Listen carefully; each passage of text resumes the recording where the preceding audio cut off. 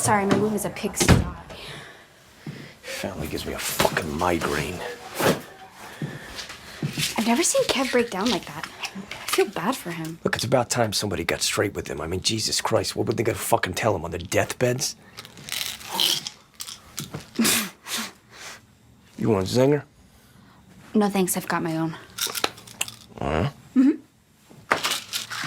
I'm on 5 different medications. Jesus fucking Christ. You want to listen to some records?